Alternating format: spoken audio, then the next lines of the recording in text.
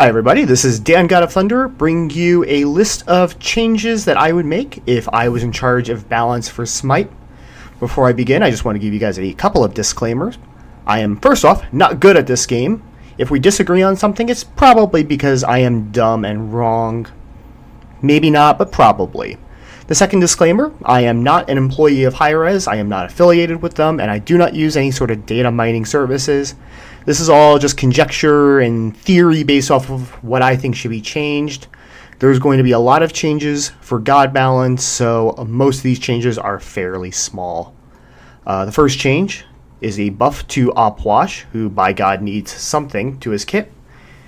This is for his Fleeting Breath, his 3.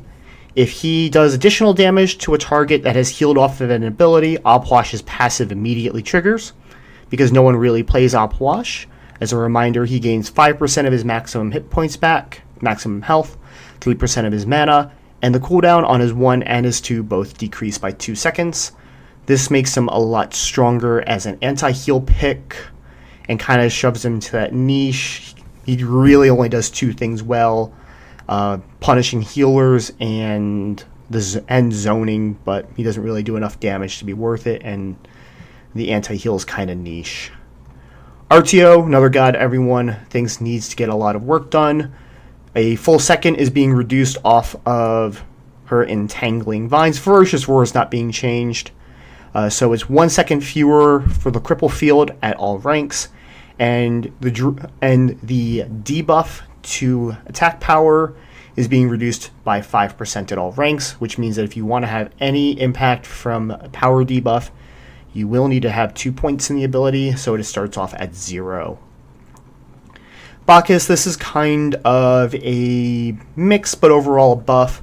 The cost on Chug is being reduced because it has really weird, crazy mana scaling. It's 25 additional at each rank. So that's being decreased down to 5. However, and this is actually something that I probably should have thought of before. Now that I'm doing this live, good job, self. This is the first one of many. The Drunkometer is being decreased from scaling to 33% at all ranks. Maybe I should look at cooldown on it next time.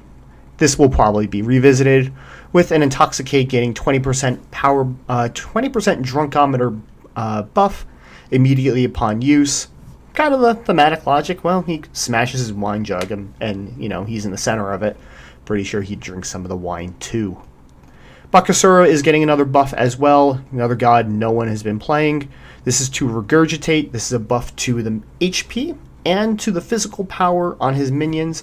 They're now going to get 10% of Bakasura's hit points, and they're now going to have another 5 base power and another 5% passive, another 5% inheritance of his physical power.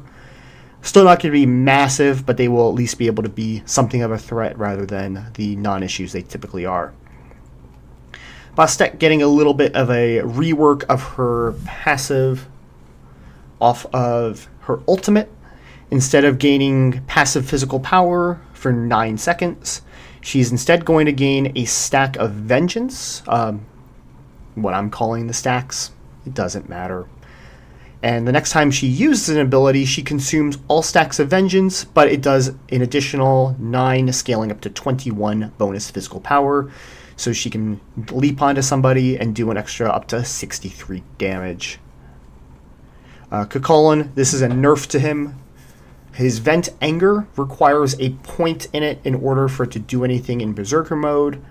He's currently a very strong pick, maybe not world-breakingly dominant, but he is typically very powerful, and one of his biggest sources of power is the fact that at level 2, if you've timed Berserker properly, you can use Salmon Leap, Barb Spear, and you'll have essentially 3 abilities at level 2, where every other god in solo lane is only going to have 2 to fight back with. So you have a very large leg up. Now, in order to be able to get Vent Anger, he will need a point in it at level 2. Hachiman, a smaller nerf to him. He's been quite powerful. The Heavenly Banner's cooldown is getting an increase by 2 seconds. Nothing major. Something just to bring him more in line, so he has to use it a little more sparingly. He can't box quite as effectively. Giannis is also someone who's getting a small buff. This will be if he hits an enemy with both of his portals, it's an extra 5% damage, and below all of these wildly uneven numbers is the improved scaling if you hit with both. Nemesis, not a net nerf to her if you can land all the stacks, but instead of Scales of Fate giving her 5 and removing 5 power, it's now going to be 4%, but now she gets up to 5 stacks, so she needs to land 1 more to get the full benefit. Soul's also getting another nerf. This is to her Unstable Manifestation, kind of reducing her tower shred ability a bit. It's a small 5% magical power and 6% attack speed nerf based off of heat generation. So she now needs to get 5% heat to gain a small buff to her power and attack speed. Thoth, this is a nerf to his 2. This is his dash and stun, where instead of it doing ridiculous crazy damage, it's now going to be a much smaller damaging ability. So it can't clear as well, although you wouldn't really use it for that. And it is not nearly as damaging as an ability. It's now more for the stun. For mana, this is going to be just a series of quality of life adjustments. The mana cost for both Armored Umbrella and Umbrella Rang, it's harder to say than you'd think, is getting reduced. So instead of it increasing by 10 every level, it's only increasing by 5. Colossal Fury is getting 10 extra protections at each rank. So instead of 5 to 25, it's 15 to 35, which is more beneficial in the early game. That does mean that his physical power is going up by 2 at each rank because he has the 20% physical protections to physical power conversion.